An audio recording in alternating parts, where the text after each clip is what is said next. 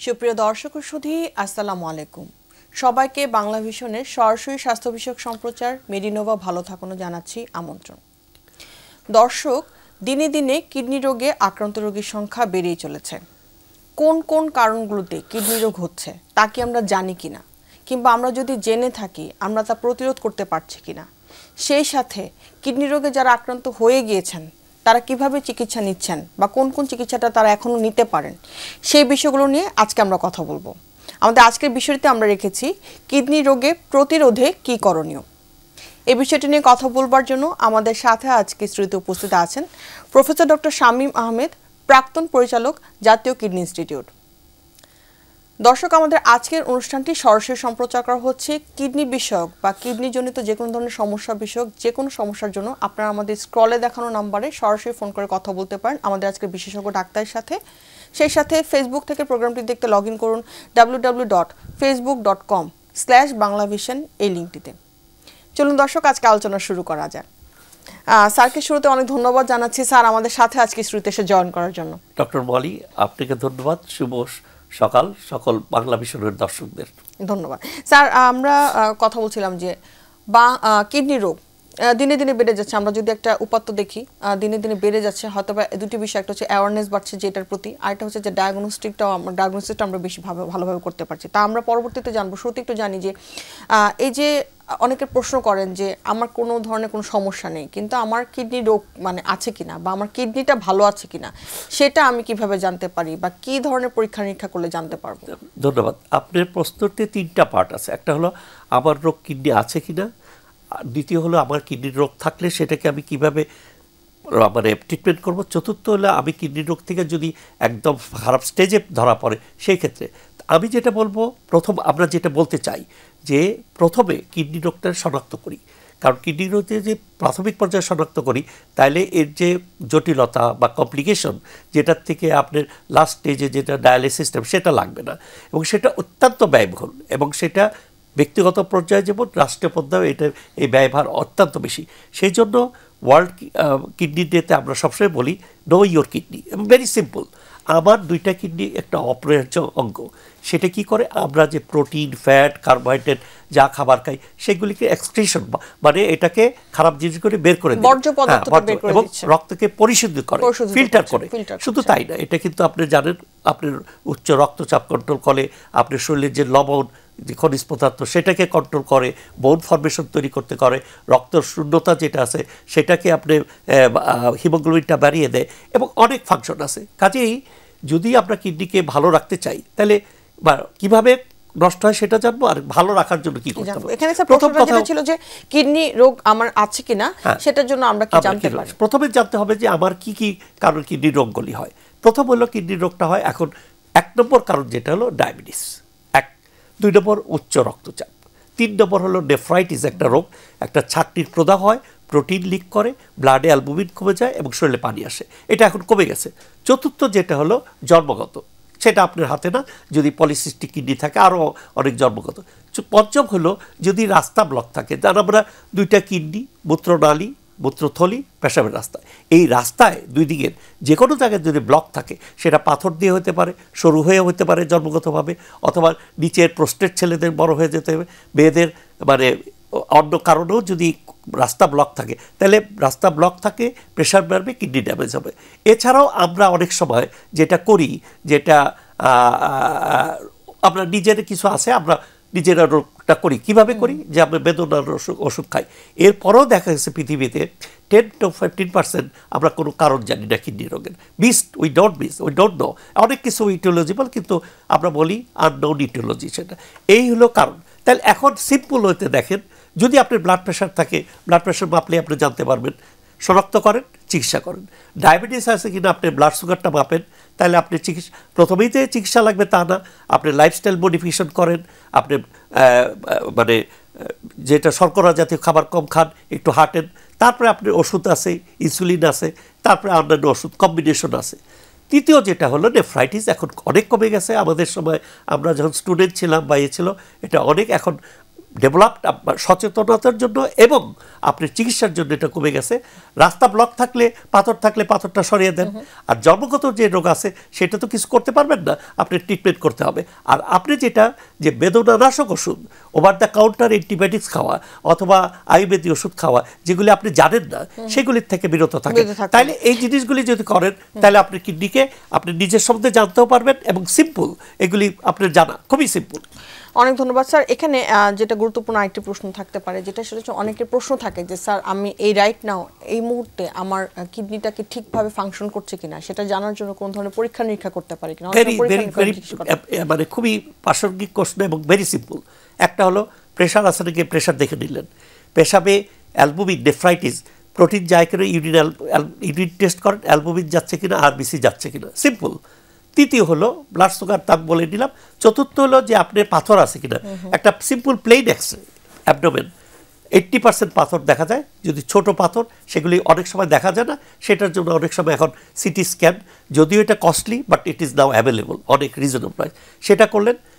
তারপরে যেটা হলো যে আপনার একটা আলট্রাসোনোগ্রাম করতে হবে, করে জন্মগত সিস্ট আছে কিনা এটা দেখে নেন। তাহলে এই 5-6টা টেস্ট করতে আপনার বাংলাদেশের টাকা 2000 টাকার বেশি লাগবে না। তবে আপনার ইচ্ছাটা জানতে হবে, আমার কিডনিটা আমি জানতে চাই সেটা, এবং একটু সচেতনতা থাকতে হবে। এবং আমরা ওইটার উপরেই জোর দিচ্ছি যে আপনি জানেন আপনার কিডনিটা, অনেক পয়সা অনেকভাবে আপনি নষ্ট করেন। জানলে হলো কি, যদি আপনি আর্লি স্টেজে এটা ডিটেক্ট করতে পারেন, এটার যে চিকিৎসা করেন, এর যে জটিলতা কমপ্লিকেশন সেই দিকে আপনি ধাবিত হবেন, অনেকটা কমে যাবে। স্যার আমরা কিন্তু কিছুদিন ধরে কথা বলছিলাম বিভিন্ন বিষয়গুলো নিয়ে, তার মধ্যে কিডনির বিষয়টাও আমরা আলোচনা করবো আজকে। যেটা হচ্ছে যে লম্বা সময় ধরে আমরা কিন্তু একটা প্রচন্ড গরমের মানে তাপের দাবদাহ মধ্যে দিয়ে গেছি আমরা, মানে হিট অ্যালার্টও ছিল, এখন নেই, বাট কিন্তু বৃষ্টি হয়েছে, আবারও কিন্তু গরম হচ্ছে, এই একটা তারতম্যের মধ্যে দিয়ে যাচ্ছি। তো এই যে গরমের সময় অনেকের হিট স্ট্রোক হয়েছে, অনেকে বলছে যে পানি শূন্যতা বা ডিহাইড্রেশন হয়েছে। সেক্ষেত্রে একজন রোগী, একজন মানে সুস্থ মানুষের বা একজন স্বাভাবিক মানুষের দৈনন্দিন আসলে কতটুকু পানি খাওয়া উচিত? খুবই সুন্দর প্রশ্ন। হ্যাঁ, অনেকে জিজ্ঞেস করেন যে আমি কতটুকু পানি খাবো। প্রথম কথা হলো যে আপনি পানি কেন খাচ্ছেন? পানি খেলে যে আপনার ফিল্টার যেটা হয় সে পেশাবটা তৈরি হতে হবে। আমরা বলি এতটুকুই পানি খান যে আপনার কিডনিতে 1.5 থেকে 1.5 লিটার পেশাব তৈরি হয়, অর্থাৎ পেশাবের ভিতরে এই খারাপ জিনিস বেরিয়ে হয়। তা আপনি 2 লিটার খান, গরমকালে 2.5 লিটার খেতে পারেন, 3 লিটারও খেতে পারেন। হ্যাঁ, এই পানিটা খেলে যেটা হলো যে আপনি ফিল্টার, আর যদি পানি না খান কনসেন্ট্রেটেড ইউরিন হবে।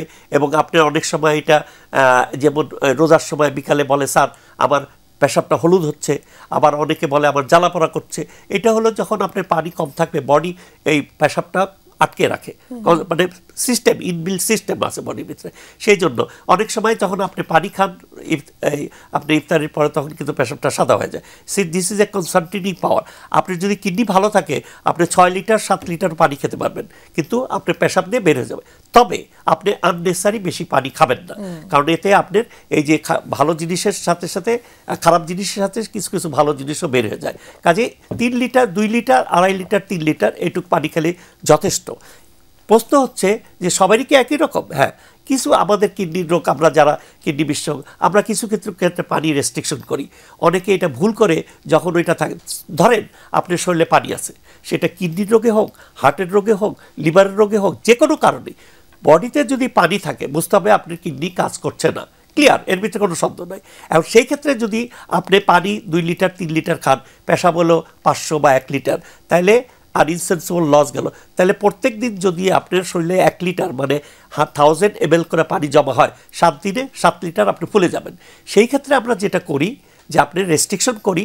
আর পেশাব যেহেতু কম হচ্ছে, মানে প্রথম কথাই হলো যে শরীরে পানি আসতে হলে কিডনি কাজ কম করছে, অর্থাৎ কিডনি দিয়ে পেশাব বেরোচ্ছে না। সেই ক্ষেত্রে আমরা পানিটা রেস্ট্রিকশন করি, আর পেশাব বের হয় সেই জন্য কিছু ওষুধ দেই আমরা, ফ্রুসিমাইড জাতীয় ওষুধ দিয়ে পানিটা বের করতে চাই। এই জিনিসটা বুঝতে হবে। কাজেই সব ক্ষেত্রেই যে আমরা এটা না, যাদের কিডনির রোগ, হার্টের রোগ, অফকোর্স যারা ফোলা নাই তারা খেতে পারবে, কিন্তু যাদের ফোলা আছে, এটা কিডনির রোগে হতে পারে, হার্ট ফেলিয়ার হতে পারে, লিভার ডিজিজ, সিরোসিস হতে পারে, আরও অন্য কারণেও হতে পারে। ঠিক আছে, সেই ক্ষেত্রে আমরা পানিটা একটু রেস্ট্রিকশন করতে হবে। ওকে, অনেক ধন্যবাদ স্যার। একটা দর্শকের একজন ফোন আছে স্যার, আমরা দর্শকের ফোনটি নিয়ে আমরা আবার আলোচনা আসছি। জি হ্যালো দর্শক, আপনার নাম বলে প্রশ্নটি করুন। কিডনিতে সিস্ট আর হাইড্রোজেনের পজিটিভ, পেশাব ক্লিয়ার হয় না, পোস্টে পড়ে গেছে স্যার। দুই সাইডে ব্যথা করে, সামনে 2 সাইডে ব্যথা করে স্যার, আর তলপেটে খুব ব্যথা স্যার। স্যার কোনো প্রশ্ন হতে আছে? পারে স্যার। আচ্ছা আপনার কি কয়টা সিস্ট ধরা পড়ছে? দুইটা কিডনিতে কয়টা করে বলছে? 2-4টা না অনেক? না শুধু দেখছি স্যার সিস্টাইটিস। কি বললো? Cystitis sir. মানে ও শুধু সিস্টাইটিস, হ্যাঁ। আচ্ছা। সিস্ট আর সিস্টাইটিস আলাদা জিনিস। সিস্ট হলো, আমি দর্শককে বলি, সিস্ট হলো একটা পানির মতো, আঙ্গুর ফলের মতো কিডনিতে থাকে, পানি চারদিকে একটা পর্দা, সেটা আলাদা জিনিস। আর সিস্টাইটিস হলো, এটা হলো একটা ডাক্তারি টার্মস, ব্লাডারের ইনফেকশনের সিস্টাইটিস, সেটা হলো মূত্রথলির ইনফেকশনের বলে সিস্টাইটিস, সেটা সম্পূর্ণ আলাদা জিনিস। আচ্ছা, সিস্টাইটিস ধরা পড়ছে মানে কি?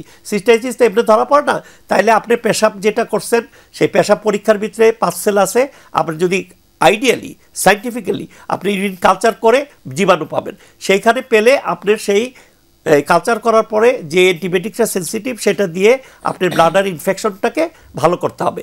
অনেক সময় এই সিস্টাইটিসটা মানে ইউটিআই বলি, ইউরিনট্রাক ইনফেকশন, ব্লাডারে বলে সিস্টাইটিস, কিডনিতে হলে পাইলোনেফ্রাইটিস।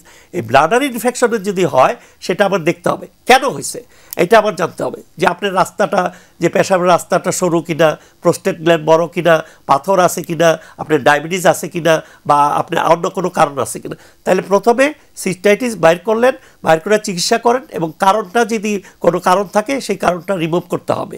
তবে ইম্পর্টেন্ট জিনিস হলো যে ছেলেদের সিস্টাইটিস আমরা খুব গুরুত্বপূর্ণ ধরবো। সিলেটে অনেক সময় ছেলেদের জানেন প্রোস্টেট মানে মূত্রথলির পরে একটা গ্ল্যান্ড আছে প্রোস্টেট, সেখানে ইনফেকশন থাকে, সেটা থাকলে এই অ্যান্টিবায়োটিক্সের মানে ধরন এবং কোর্স এটা ডিফারেন্স হবে। সেক্ষেত্রে আপনার একটা সুস্থভাবে একটা চিকিৎসা করতে হবে। আমি কি আপনার ক্লিয়ার করতে পারছি? সিস্টাইটিস আর সিস্ট দুইটা আলাদা জিনিস।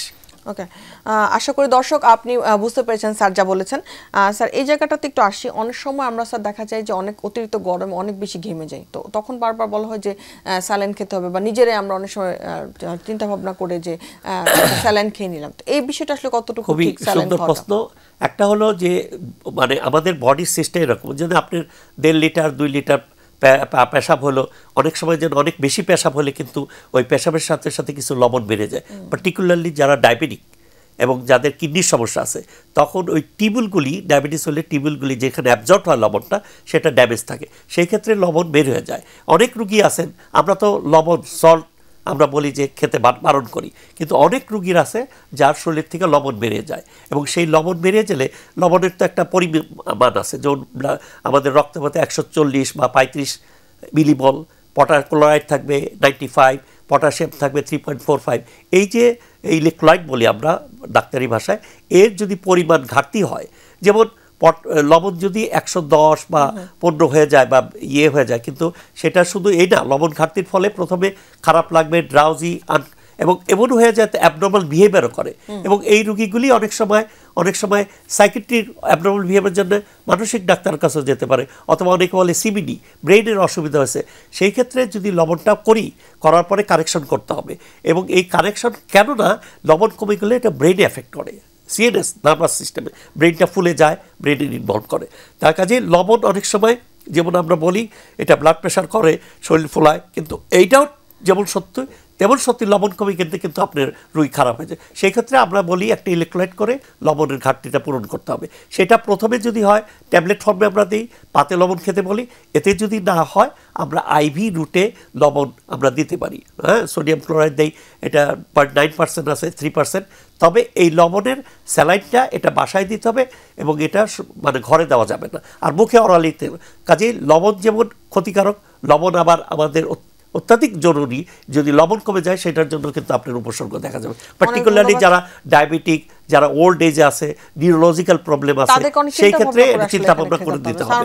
এবং অনেক সময় যারা ডায়াবেটিক খেয়ে অনেক সময় দেখা যায় তারা রোগী খারাপ হয়ে যাচ্ছে, অনেক দিন ওনারা বলছেন না আপনার ব্লাড প্রেশার আছে, প্রেশারের ওষুধও খান, শরীরে পানি কমবে, অনেক দিন খাচ্ছে 1 বছর 2 বছর, কিন্তু উনি লবণটা টেস্ট করছেন না। সেই ক্ষেত্রে কিন্তু এই জায়গাটাতে একটু আসছে স্যার, একজন দর্শক আছেন আমাদের সাথে, দর্শকের ফোনটা নিয়ে আসে। যে হ্যালো দর্শক, আপনার নাম বলে প্রশ্নটি করুন। মেয়ের বয়স 22 বছর, ওর কিডনিতে একটা পাথর ধরা পড়েছে, যে পাথরের সাইজ 12 মিলিমিটার। এখন এই পাথরটা অপসারণ করা বা কিভাবে কি করতে পারি, এই বিষয়ে তার সাথে জানার জন্য পরামর্শ। অনেক ধন্যবাদ দর্শক, আমরা এই বিষয়ে আলোচনা করতে চাইছিলাম যে আচ্ছা শুনেন, এই যে দেখেন কিডনিতে এখানে একটা ফিল্টার করে পানি তৈরি করে, এখানে পাথর তৈরি হচ্ছে কিভাবে, এবং এত বড় পাথর হয়, একটা ডিমের সমানও পাথর পেয়েছি, কিডনিতেও পেয়েছি, মূত্রথলিতে পারে। তাহলে এই জিনিসগুলি কোত্থেকে আসে? জিনিসগুলি কিন্তু এই যে পেশাব যে রক্ত আছে, রক্ত থেকে ফিল্টার হয়ে কিন্তু ওই মেটেরিয়ালগুলি ওখানে জমা হয়। সবারই জমা হয় না, অনেকের আছে। এর ফ্যাক্টর আছে, একটা হলো জেনেটিক ফ্যাক্টর আর মেটাবলিক ফ্যাক্টর। তাহলে পাথর হচ্ছে কি দিয়ে হচ্ছে সেই জিনিস জানতে হবে। এটা হলো ক্যালসিয়াম আছে, অক্সালেট আছে, ফসফেট আছে, ইউরিক অ্যাসিড আর সাইট্রেটটা ভালো এটা করে। এইগুলি যখন ঘনীভূত হয়, যখন ডাইলিউটেড না থাকে, ঘনীভূত ধীরে ধীরে আস্তে আস্তে এটা বড় হতে থাকে। ওনার যেটা 12 মিলিমিটার, এটা খুবই ছোট, হ্যাঁ 12 মিলিমিটার 1.2 সেন্টিমিটার। এখন কোথায় আছে? কিডনির ভিতরে আছে, মূত্রনালীতে আছে, না মূত্রথলিতে আছে সেটা যা, অথবা পেশাবের রাস্তাও থাকে। এখন এই সাইজের উপরে নির্ভর করে চিকিৎসা। যদি কিডনির ভিতরে থাকে ছোট একটা পাথর এবং কিডনির নিচের দিকে থাকে, সেটা আবার কিছু না করলে হবে। তবে ইউজুয়ালি পাথরগুলি কিছু সমস্যা করে না, থাকলে অবজার্ভ করতে হবে 1 বছর পরে দেখতে হলে বাড়ে কিনা। আর এটা যদি বড় হয় এবং এটা যদি আপনার পেশাবের সাথে রক্ত যায়, এটা যদি পুঁজ যায়, ইনফেকশন হয়, সেই ক্ষেত্রে আপনি চিকিৎসা করতে হবে। দ্বিতীয়, পাথর যদি মূত্রনালীতে আসে, তখন মূত্রনালীর ওই জায়গাটা রাস্তা ব্লক করে দেয়। ব্লক করে দিলে ছোট হলে 5 মিলিমিটার বা এর কম হলে এটা পেশাব রাস্তায় বের হতে পারে। আমরা বলি বেশি করে পানি খান, 2-1টা ওষুধ দিই, বের হয়ে যেত। আর যদি বের না হয়, রাস্তা ব্লক যেখানে আছে তার প্রক্সিমালি, তার উপরের দিকে যদি ফুলে যায়, তার মানে এটা অনেক দিন যাবত আছে, সেটাকে ভেঙে দিতে হবে। এখন খুব সিম্পল ওয়েতে পেশাবের রাস্তায় যে ওইটা ইউআরএস করে এই ভেঙে দেওয়া হয়। আচ্ছা, এই ক্ষেত্রে যেটা হয়, যদি পাথর মূত্রনালীতে থাকে, পাথর যদি ছোট হয়, তাহলে কি আমার মেডিসিনে ঠিক হবে কিনা, এই প্রশ্নটা সবারই থাকে। অ্যাকচুয়ালি পাথর ছোট, মেডিসিন এরকম কিছু নাই যে কোনো পাথর মেডিসিন দিয়ে ডাইলুট করে দেওয়া যায়, সেটা এরকম কোনো মেডিসিন না, তাহলে তো নোবেল পুরস্কার পেয়ে যেত। সেটা না, যেটা করা হয়, আমরা যে ওষুধগুলি দেই, সাইট্রেট দেই, যেটা আমি নাম বলতে চাই না, সাইট্রেট দিলে হলে কি ওই মানে ওইটা আর বড় হতে পারে না, মানে ওইখানে আর ডিপোজিশন হতে পারে, ওইটারে কমে রাখতে পারে। এটা 2 নম্বর, পানিটা বেশি খেতে বলি, প্রোফাইলিক, আর আমরা অবজার্ভ করতে বলি। আর 2 নম্বর কথা হলো, পাথর যদি মূত্রনালীতে থাকে, তীব্র ব্যথা হতে পারে, এটা রেনাল কলিক, 1 ঘন্টা 2 ঘন্টা প্রচণ্ড ব্যথা হবে, প্রাইভেট পার্টে রেডিয়েশন হবে এবং আপনি ছটফট করবে, ঘেমে যাবে, আবার ভালো থাকবে, 7 দিন 8 দিন নাই, আবার হতে পারে। সেই ক্ষেত্রে আমরা বলি যে আমরা শনাক্ত করব পাথরটা কত সাইজ, কোথায় আছে। কারণ এই ব্যথা নিয়ে হয়তো আপনি জার্নিতে গেলেন, প্লেনে উঠলেন, প্রচণ্ড ব্যথা হতে পারে, সেই ক্ষেত্রে আমরা বলি যে ওই পাথরটা আপনি ভেঙে নেন। আর যদি ছোট থাকে, আপনি বাংলাদেশেই থাকেন এখানে, তাহলে আমরা অবজার্ভ করি 2-3 সপ্তাহ 4 সপ্তাহ, নাহলে এটা ভেঙে ফেলতে হবে। দ্বিতীয় হলো যে পাথর ভেঙে ফেলার পরে বা রিমুভ করার পরে, ভেরি ইম্পর্টেন্ট, কি কারণে পাথরটা হয়েছে, এই যে মেটাবলিক ফ্যাক্টর বললাম, যে কারণগুলো জানবো। একজন দর্শক আছেন, বা একজন দর্শকের ফোনটা নিচ্ছি। জি হ্যালো দর্শক, আপনার নাম বলে প্রশ্নটি করুন। আমার নাম ইকবাল, আমি উত্তরা থেকে বলছি। আমার বয়স 50। আমার ক্রিয়েটিনিন অলওয়েজ 1.3 ক্রিয়েটিনিন 1.3 থাকে 5-7 বছর ধরে। আমার ইজিএফআর अराउंड 65 to 67। তো আমি যেটা জানতে 1.3। ইয়েস কি জানতে চাচ্ছেন আপনি বলেন। আমার জানতে চাচ্ছি যে এটা কি মানে আমার কিডনির সমস্যা, কেন আমার এটা অলওয়েজ বর্ডার লাইন হাই থাকে। আচ্ছা, আপনার কি ব্লাড প্রেশার আছে, ডায়াবেটিস আছে? আমার ডায়াবেটিস নাই, বাট ব্লাড প্রেশার আছে 130/90। না ওটা তো নর্মালি, আপনি ওষুধ খেয়ে নর্মাল রাখেন কিনা সেটা ইম্পর্টেন্ট। এনিহাও আপনার কোশ্চেন উত্তর দিয়ে দিই। 1.3 ইজিএফআর 65, মানে আপনার কিডনি, যদিও ইজিএফআর 65 60-এর নিচে আমরা সিকিডি বলি, আপনি সম্পূর্ণ ভালো আছেন। এখন 1.3 হলো রেফারেন্স ভ্যালু ইজ ইম্পর্টেন্ট, যে আপনি ওই ল্যাবরেটরির কি 1.3 নর্মাল না 1.4 নর্মাল, অনেক জায়গায় ল্যাবরেটরি 1.2 নর্মাল। সো এটা মিলিগ্রাম পার্সেন্ট, নট। তাইলে আপনি সম্পূর্ণ, আপনার কিডনির এখন কোনো সমস্যা নাই, আপনার চিন্তাও নাই। এই জন্য আমি জিজ্ঞেস করলাম, আপনার ব্লাড প্রেশার 130/80, এটাও নর্মাল, ডায়াবেটিস না, আপনি কোনো চিন্তা করবেন না, আপনি সুস্থ জীবন করেন। আর 2 নম্বর হলো, কোনো ব্যথার ওষুধ খেন না, কোনো ব্যথার ওষুধ খাবেন না, আপনি এটা নিয়ে চিন্তা করেন না, আপনার কিডনি সম্পূর্ণ ভালো আছে। দর্শক অনেক ধন্যবাদ আমাদের প্রশ্নটি করার জন্য। স্যার, যাওয়ার আগে আমরা কয়েকটা কারণ বলতে চাচ্ছিলাম, যে কিডনি মানে পাথরের বা কিডনি স্টোনের কারণগুলো সাধারণত। আমি বললাম 2টা জিনিস, একটা জেনেটিক ফ্যাক্টর, আরেকটা হলো মেটাবলিক ফ্যাক্টর, আরেকটা এনভায়রনমেন্ট ফ্যাক্টর। একটু সিম্পল হতে, যে বাবার আছে ছেলের হচ্ছে, আসে না, এটা কিন্তু ফ্যাক্টর আছে, দেখা যাচ্ছে। এনভায়রনমেন্ট ফ্যাক্টর হলো, যারা মিডিল ইস্টে যায় সবাই ওরা কিছুদিন পরে বলে স্যার আমার পাথর, ওখানে করে এখানে এসে পায় না। তবে হ্যাঁ, environment factor, middle east is a stone belt area, কিছু কিছু জায়গায়, তাহলে এনভায়রনমেন্ট ফ্যাক্টরও রোল আছে। তৃতীয় হলো যেটা ইম্পর্টেন্ট ফ্যাক্টর, মেটাবলিক ফ্যাক্টর। কী ফ্যাক্টর একটু আগে বললাম যে কী দিয়ে হয়, যে হাইপার ক্যালসিমিয়া, তারপরে হাইপার ক্যালসিমিয়া মানে ব্লাডে ক্যালসিয়াম, ইউরিনে ক্যালসিয়াম যাচ্ছে। হাইপার অক্সিলিরিয়া অ্যান্ড হাইপার মানে আপনি ব্লাডে অক্সালেট থেকে ইউরিনে অক্সালেট আছে, ফসফেট বেশি আছে, ইউরিক অ্যাসিড বেশি আছে, জেনথিন বেশি আছে। এই জিনিসগুলি যখন পেশাবের সাথে যাবে এগুলি ঘনীভূত হয়ে পাথর তৈরি করে। তো দিজ আর দ্য ফ্যাক্টরস। তাহলে এখন এই ফ্যাক্টরগুলি কেন হচ্ছে, ক্যালসিয়াম কেন বেশি হচ্ছে, ফসফেট কেন বেশি হচ্ছে, তারপরে এগুলো মেটাবলিক ফ্যাক্টর। সেই কারণে আমার জানতে হবে যে এই ফ্যাক্টরগুলির জন্য আমার একটা মেটাবলিক চেক আপ করতে হবে, কইরা ওই জায়গায় টার্গেট করতে হবে যে ওইগুলি কমাইতে হবে। এবং অ্যাট দ্য সেম টাইম ওই চিকিৎসার করে আমার ডায়েটটারও ইম্পর্টেন্ট করতে হবে, যে যেই ক্যালসিয়াম যেটা খাবারে আছে সেটা, অক্সালেট যে খাবার আছে সেটা, ইউরিক অ্যাসিড যে খাবারে আছে সেটা, জেনথিন যে খাবার আছে। তবে ইউরিক অ্যাসিডের সম্বন্ধে একটু বলি, সবাই ইউরিক অ্যাসিড গাউটি আর্থাইটিস বলি। ইউরিক অ্যাসিড যে খাবারগুলিতে আছে আমরা বলি প্রোটিন জাতীয় খাবারগুলিতে, যেমন মাছ, মাংস, ডাল, ডিম, দুধ, সামুদ্রিক মাছ, তারপরে কিছু সবজিতে আছে যেমন পালং শাক, পুঁই শাক, মটরশুঁটি, এগুলিতে খুব ইউরিক অ্যাসিড বেশি আছে। তো এই জিনিসগুলি তখন আমি বারণ করবো, সামুদ্রিক মাছ এগুলিতে। তো এইগুলি হলো মেটাবলিক ফ্যাক্টর। যদি কারণ ক্রিয়েটিন ইউরিক অ্যাসিডটা কমাইতেও হবে, ডায়েটটাও কন্ট্রোল করতে হবে, মেটাবলিক ফ্যাক্টর যে কারণ আছে সেগুলি আমার বাইর করতে হবে। ক্যালসিয়াম যদি বেশি, হাইপার ক্যালসিমিয়া যদি থাকে, হাইপার প্যারাথাইরয়েডিজম আছে কিনা সেটা আমার দেখতে হবে। যদি ওটা থাকে ওই জিনিসটা টার্গেট করতে হবে। এখন একটা পেশেন্টের অপারেশন, মিডিল স্টেগেল অপারেশন করলেন, কইরাটোরা ছেড়া দিলেন, 5 বছর পরে আবার হলো। তো স্ট্যাটিস্টিক্স অ্যাজ সাচ যে 50% কেসেস আপনি 5 বছর পরে রিকার করেন, আর 75-80% 10 বছর রিকার করে। এটা ন্যাচারাল হিস্ট্রি। তো এই হিস্ট্রিটা যদি আপনি না জানেন আর এইটা যদি আপনার ওই পেশেন্টে না বলেন, পেশেন্ট তো আবার এসে আপনাকে ধরবে যে আপনি কি করলেন। সো এটা করলে কি করতে হবে, জেনে ওইভাবে ওই টার্গেট ওইভাবে আপনার ব্যবস্থা নিতে হবে। এখানে একটা গুরুত্বপূর্ণ প্রশ্ন সব সময় থাকে, কিডনির সমস্যা যখন আমরা কথা বলি, কারণ খুব কমনলি এটা হয়ে থাকে, বিশেষ করে মহিলাদের বেশি হয়ে থাকে, সেটা হচ্ছে যে ইউরিনারি ট্র্যাক্ট ইনফেকশন, যেটা সবাই ইউরিন ইনফেকশন বলে, আসলে টার্মটা ইউরিনারি ট্র্যাক্ট ইনফেকশন। তো এই জায়গাটাতে একটু স্যার যদি আমরা বলি যে এটার সাথে কি পানি কম খাওয়ার বা ডিহাইড্রেশনের বা এগুলোর কোনো সম্পর্ক আছে কিনা? এটা আছে, ডাইরেক্টলি ইনডাইরেক্টলি আছে, বলে দিচ্ছি। প্রথম হলো প্রস্রাবের প্রদাহ যেটা বলি, বা ইউরিন ট্র্যাক্ট। ইউরিন ট্র্যাক্টটা কি, কিডনি, মূত্রনালী, মূত্রথলি, পেশাব, এটা ট্রাক। পিকুলারিটি কি, এটা হলো নিচের দিকে খোলা, উপরের দিকে বন্ধ, তাই না? তাহলে ইনফেকশনটা কোথা থেকে আসে, নিচের থেকে যাবে। কোথার থেকে আসে, এটা কিন্তু বাইরের থেকে আসে না, এটা হলো পায়ুনালী, পায়খানার রাস্তার থেকে জীবাণুটা এখানে ঢুকে। যে জীবাণুটা খাদ্যনালীতে বা পায়ুনালীতে আছে, যেমন ইকলাই, এটা কিন্তু ওইখানে কিছু ক্ষতি করে না। এইটা যখন পেশাবের রাস্তায় ঢুকলো তখন এটা ক্ষতি করে। ইকলাই কমন, তাই না? সুডোমোনাস প্রোটিয়াস। তাহলে এটা ঢুকতে হবে, কোথায় ঢুকবে, পেশাবের রাস্তা দিয়ে মূত্রথলি দেবে। পেশাবের রাস্তায় যখন ঢুকবে ওইখানে ইনফেকশন, যেমন ইউরিথ্রাইটিস হতে পারে। ব্লাডারে যখন করে, একটু আগে দর্শক বললো ইনফেকশন সিস্টাইটিস, এটা যদি উপরে উঠে কিডনিতে তাহলে পাইলট হবে, তাহলে এটা অ্যাসেন্ডিং ইনফেকশন, নিচের থেকে উপরে যাচ্ছে, পিকুলিয়ার। আচ্ছা, এখন তাহলে হইলে পরে আমার জানতে হবে যে কিভাবে হচ্ছে এটা। 2 নম্বর, সঠিক চিকিৎসা করতে হলে আপনার যেটা হলো, অনেক সময় জ্বালাপড়া করলেই যে পেশাবে ইনফেকশন তা না, এবং পেশাব উপসর্গ হলো জ্বালাপড়া করবে, পেশাবের সাথে রক্ত যাবে, দুর্গন্ধ হবে, সেটা কিন্তু জ্বর আসতে পারে, কোমরে একটু ব্যথা হতে পারে, পাইলটরা হালকা জ্বর থাকবে, লো গ্রেড ফিভারও হতে পারে। তাহলে আমার জানতে হবে যে এটা সত্যি জীবাণু দিয়ে হয়েছে কিনা। তাহলে একটা ইউরিন করতে হবে, পুষ্করিকা পাওয়া যাবে, আরবিসিও পাওয়া যাবে, কালচার করে জীবাণুটাও ধরতে হবে, এবং সেই জীবাণুটা কোন অ্যান্টিবায়োটিক দিব সেইটা বাইর করতে হবে। কইরা যদি সঠিকভাবে চিকিৎসা করে জীবাণুটা মরবে। আমাদের পক্ষে এই যে বাংলাদেশের প্রেক্ষাপটে যারা এই যে আউটডোরে আসলো গ্রামের থেকে, ওরে কি আপনি 2 দিন বসে রাখবেন যে আপনি বসেন, কালচার করি, আসেন, গ্রামের থেকে আসছে বা কমিউনিটি সেন্টারে আসছে?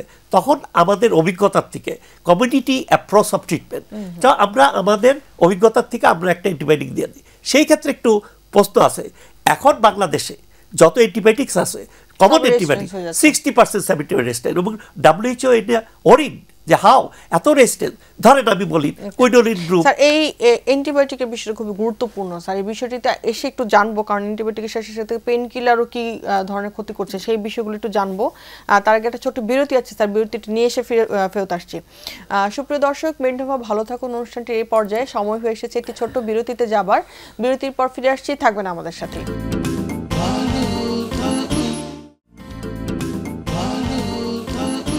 সুপ্রিয় দর্শক, মেডিনোভা ভালো থাকুনে আমরা বিরতিতে যাবার আগে কথা বলছিলাম যে কি কি কারণগুলোতে কিডনি রোগ বেড়ে যাচ্ছে। এই সময়টিতে এসে আমরা আসলে ওষুধের কোন কোন প্রতিক্রিয়াতে বা কোন কোন ওষুধগুলো খেলে কিডনি রোগীর সমস্যাগুলো আরও বেড়ে যায় বা কিডনি রোগ হওয়ার সম্ভাবনা বেড়ে যায় সেটা একটু জানবো। আমরা কথা বলছিলাম যে অ্যান্টিবায়োটিক নিয়ে, যে আমরা ফার্মেসিতে যাচ্ছি বা যে কোনো ওষুধের দোকানে যাচ্ছি, ওভার দ্য কাউন্টার যেটাকে বলি ওটিসি ড্রাগ নিয়ে আমাদের রেজিস্ট্যান্সটাকে ডেভেলপ করে ফেলছি। এখানে স্যার আসলে বলার কি আছে? এখানে যেটা আমি একটু আগে বলতেছিলাম যে একটা প্রবলেম বাংলাদেশের জন্য যে রেজিস্ট্যান্স এখন হয়েছে কি যে ওভার দ্য কাউন্টার মানুষ, গরিব মানুষ হয়তো গ্রামে একবার একজন, আমি একটা অ্যান্টিবায়োটিক দিলাম পেশাবের জন্য, সে করলো কি আবার পেশাবে জ্বালা পড়া অ্যান্টিবায়োটিক নিজে নিজে খেলো।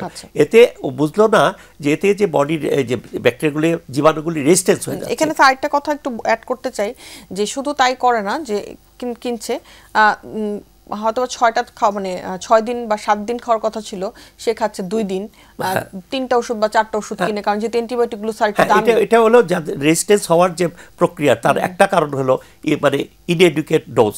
তা এখন হলো এটা অ্যান্টিবায়োটিক্স একটা প্রবলেম। যেন আমি যেটা বলতেছিলাম যে কুইনোলিন গ্লুন and cephalosporin group 60 to 70% common যে অ্যান্টিবায়োটিকগুলি ইউজ করি।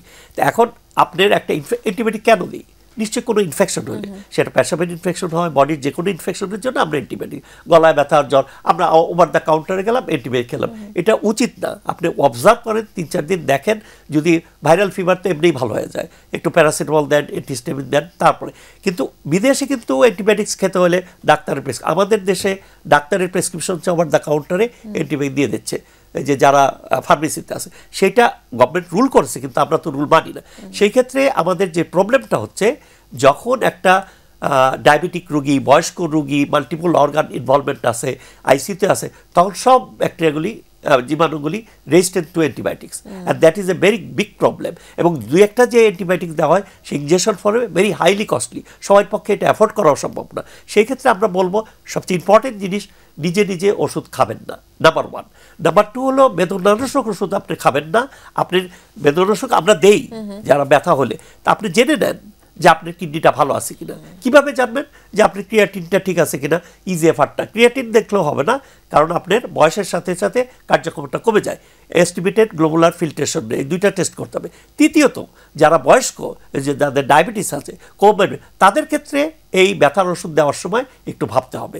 এই 3টা জিনিস পয়েন্ট যদি আপনি মনে রাখেন এবং সচেতন হন মানুষ, তাহলে অনেক অংশে আমরা এই কিডনির রোগের থেকে পরিত্রাণ পাবো। তৃতীয় যে কথাটা বলতে চাচ্ছিলেন, যে আমরা বলতে চাচ্ছিলাম, সবসময় আপনার যেটা দেখতে হবে যে আপনি অ্যান্টিবায়োটিক দেওয়ার আগে আসল কারণটা এবং সঠিকভাবে যে অ্যান্টিবায়োটিক সেটাই দিবেন, এবং ওইটা দিলে জীবাণুটা মারা যাবে। এবং মারা যাওয়ার পরে অনেক সময় এরকম হয় যে রিকারেন্ট পেশাবের ইনফেকশন, ইউটিআই একটা প্রবলেম, এটা হতে পারে। যাদের ডায়াবেটিস আছে, অবস্ট্রাকটিভ আমরা পাই, এবং that is very problem. Obeys, diabetic বা বারে বারে ইউটিআই, তার ডায়াবেটিস কন্ট্রোল নেই, সেক্ষেত্রে উই ফেস প্রবলেম মানে আইভি রুট অ্যান্টিবায়োটিক দিলাম, সেক্ষেত্রে আমরা প্রোফাইলেকটিক অ্যান্টিবায়োটিক দিতে পারি। বা আমরা অনেকে বলি যে আপনি what are the personal hygiene maintain করেন, যে জীবাণুটা পেশাবের রাস্তা থেকে কীভাবে আসে, প্রাইভেট পার্টটা পরিষ্কার রাখেন, পানিটা বেশি খান, তাই না? তারপরে কনস্টিপেশন কম রাখেন, রাত্রেবেলা 2-3 বার ভয়েডিং করেন, পেশাবটা বাইর করে দেন, কারণ মূত্রথলিতে পেশাব জীবাণু থাকলে যদি পেশাব করে দেন, জীবাণুগুলি বের হয়ে গেল। কারণ পেশাব জীবাণুটা মূত্রথলিতে গেলেও কিন্তু করবে না, এটা 3টা ফ্যাক্টরের উপরে নির্ভর করে, কতটুক জীবাণু গেছে, তারপরে আপনার ভিরুলেন্স অফ দ্য ব্যাকটেরিয়া, আর কোয়ান্টাম মানে কতটুকু, আর বডি রেজিস্ট্যান্স, এই 3টা ফ্যাক্টরের উপরে নির্ভর করবে। কাজে এইগুলির উপরে জোর দিতে হবে যাদের রিকারেন্ট ইউটিআই হচ্ছে। আচ্ছা স্যার, এখানে একটা বিষয় আমরা আলোচনা করতে চাই, যদিও সময় কম আছে, কিন্তু জিনিসটা জানতে চাচ্ছি, সেটা হচ্ছে যে ডায়াবেটিস আছে, হাইপারটেনশন আছে অনেক পেশেন্টের, অথবা শুধুমাত্র ডায়াবেটিস আছে, অথবা শুধুমাত্র হাইপারটেনশন আছে। এই ধরনের পেশেন্টের একটা প্রশ্ন থাকে যে আমার ডায়াবেটিসও কন্ট্রোল আছে বা হাইপারটেনশন থাকলে সেটাও কন্ট্রোলে আছে ওষুধ খেয়ে, কিন্তু তারপরেও আমার মানে কিডনির যে খারাপ অবস্থা দেখার জন্য যে সিরাম ক্রিয়েটিনিন করে থাকি সেটা বেড়ে যাচ্ছে কেন, কিংবা আমার পরবর্তীতে আমি আসলে ডায়ালিসিস থেকে কেন চলে যাচ্ছি বা কেন আমি খারাপের দিকে যাচ্ছি কিডনির প্রেক্ষাপটে, সেটা যদি আমি একটু বলি। ডায়াবেটিস এখন ইপিডেমিক ফর্মে বাংলাদেশে, এবং ডায়াবেটিস হলো কিডনি অকেজো হওয়ার প্রথম কারণ থ্রু আউট দ্য ওয়ার্ল্ড। এখন পৃথিবী জুড়ে এই কারণই যে আমি ডায়াবেটিস কন্ট্রোল রাখছি, ব্লাড প্রেশার কন্ট্রোল রাখছি, ইনফেকশন কন্ট্রোল রাখছি, মেটাবলিক ফ্যাক্টর, রক্তশূন্যতা, তবু আমার এই ক্রিয়াটিন কেন বাড়ছে, আমি কেন ডায়ালিসিসে যাচ্ছি, সেইটাই। এইটা হলো এখন ব্রার্ডিং ইস্যু, এবং এটা সম্বন্ধে এখন অনেক রিসার্চ হচ্ছে। 3টা ফ্যাক্টর বলি, একটা হলো ডায়াবেটিস যখন থাকে, মেটাবলিক ফ্যাক্টর, সেটা হলো ডায়াবেটিস। আরেকটা হলো হেমোডিনাম ফ্যাক্টর, সেটা আমি বলতে পারবো না। আমরা এই প্রশ্নটা খুব গুরুত্বপূর্ণ, এই উত্তরটা আমরা নিব। একজন দর্শক আমাদের সাথে আছেন, তার ফোনটি নিচ্ছে। জি হ্যালো দর্শক, আপনার নাম বলে প্রশ্নটি করুন। আসসালামু আলাইকুম। ওয়ালাইকুম আসসালাম। স্যারের সাথে একটু কথা বলতে চাই। জি স্যার, শুনতে পাচ্ছেন? বলেন। স্যার, আমার 1 বছর যাবত কিডনিতে সমস্যা ধরা পড়ছে। তো আমার এখন ক্রিয়েটিনিন আছে 1.79। আমার এখন অ্যালবুমিন বেশি যাচ্ছে, প্রোটিন আপনার 3টা প্লাস যাচ্ছে আর কি, আসছে রিপোর্টে আমার 3টা প্লাস। এখন আমি কি করবো এই পর্যায়ে? আচ্ছা, প্রথম কথা হলো আপনার প্রোটিন বেশি যাওয়া মানে হলো সেটা কি ডায়াবেটিসের জন্য না জিএন? যদি ডায়াবেটিসের জন্য প্রোটিন যায় সেটা একরকম চিকিৎসা, আর যদি আপনার নেফ্রাইটিসের জন্য প্রোটিন যায় সেটা আরেকটা। নেফ্রাইটিসের জন্য প্রোটিন গেলে আমরা আপনার যে বয়স, যেটা আপনার কিডনির থেকে একটা টিস্যু নিয়ে আমরা পরীক্ষা করে ওখানে কি ধরনের চেঞ্জ হয়েছে, সেরপরে আমরা একটা ওষুধ আছে, সেই ওষুধ দিয়ে প্রোটিন লিক বন্ধ করতে পারবো। আর ডায়াবেটিসের জন্য যদি প্রোটিন যায় সেটা আমরা খুব বেশি করতে পারবো না, কিন্তু কিছু ওষুধ দেওয়া যাবে। দ্বিতীয় কথা হলো যে আপনার ক্রিয়াটিন এখন 1.7, মানে আপনার এখন কিডনিটা একটু অকেজো, নিশ্চয়ই আপনার জিএফআর 50-40 এরকম হবে।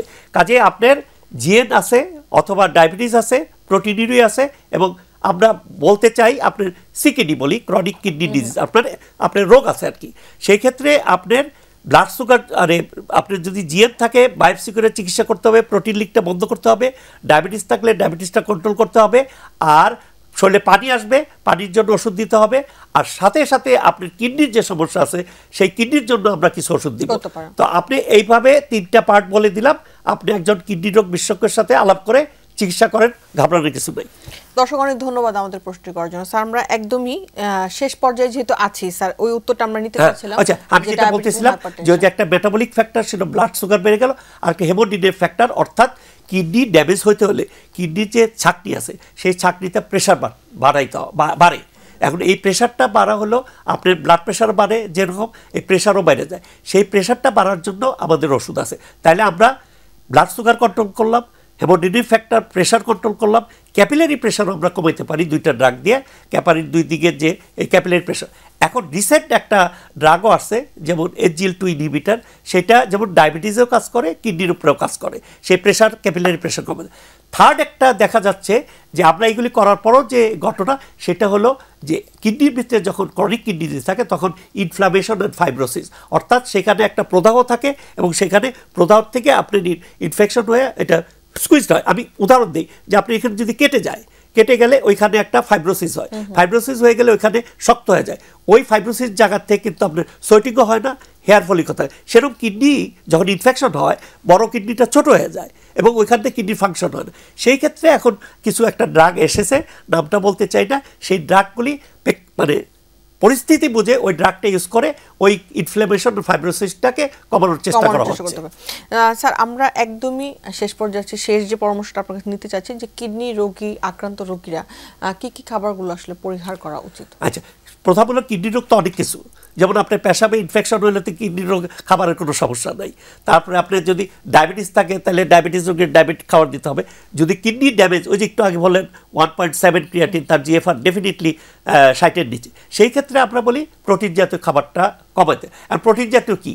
প্রোটিন মাছ, মাংস, ডাল, দুধ, সেগুলি খাবে, পরিমিত খাবে একদম। অনেকেই আবার ডাল বন্ধ করে নাও, ডাল বন্ধ করার কারণ বাংলাদেশে আমাদের এভারেজ পাবলিক কতটুকু প্রোটিন খায়, কয়জন মানুষ ডিম খেতে পারে, কয়জন মানুষ মাংস খেতে পারে। ডালটা হলো আমাদের যাদের গরিব মানুষ তাদের জন্য, সেই ডালটা খেতে পারবে। যদি আপনার ফসফেট লেভেল খুব বেশি থাকে সেই ক্ষেত্রে আমরা ডাল বন্ধ করি। অনেক সময় অনেক আছেন যে বলতে চায় না, তারা একদম ডাল বন্ধ করে না, ডাল খাবেন না, উনি কম্বিনেশন খেতে হবে পরিমিত। আর অনেক সময় প্যাসিফিক কিছু রোগ আছে, সেই ক্ষেত্রে প্যাসিফিক আপনি যেমন ইউরিক অ্যাসিড যদি বেশি থাকে সেই ক্ষেত্রে কিন্তু এই প্রোটিনের সাথেও রিলেটেড। আমি কিছু একটু আগে আলাপ করছিলাম যে মটরশুঁটি, পালং শাক, পুঁই শাক, তারপরে মটরশুঁটি, এগুলির ভিতরে ইউরিক অ্যাসিড, সামুদ্রিক মাছ, হ্যাঁ, এগুলি কিন্তু আপনার ইউরিক অ্যাসিড বেশি। তো কাজেই প্রেক্ষাপটে আপনার রোগের অনুযায়ী আপনার ডায়েটটা ঠিক করে দিত। আর পানি, পরিমিত পানি খেতে হবে, 1.5 লিটার থেকে 2 লিটার, পানি কম খাওয়া চলবে না। এর সাথে সাথে যদি অন্য কিছু থাকে স্পেসিফিক, সেই ক্ষেত্রে আমরা ডায়েট ওটা ঠিক করে দিই আর কি। অনেক ধন্যবাদ স্যার। আমাদের আজকে আমরা বিষয়টিকে রেখেছিলাম কিডনি প্রতিরোধে কি করণীয়। এই বিষয়টা নিয়ে যদি কিডনি রোগ প্রতিরোধে এই বিষয়টা নিয়ে যদি শেষ কোনো পরামর্শ থাকে। খুবই সিম্পল, এটা গোল্ডেন রুলস বলি। একটা হলো প্রেশার থাকলে প্রেশার কন্ট্রোল করতে হবে। আমার দেশে প্রেশার 50% লোক জানে না, এবং 50% লোক থাকলেও 50% টার্গেট ব্লাড প্রেশারে পৌঁছে না, ওষুধ খায় না। এইটা একটা।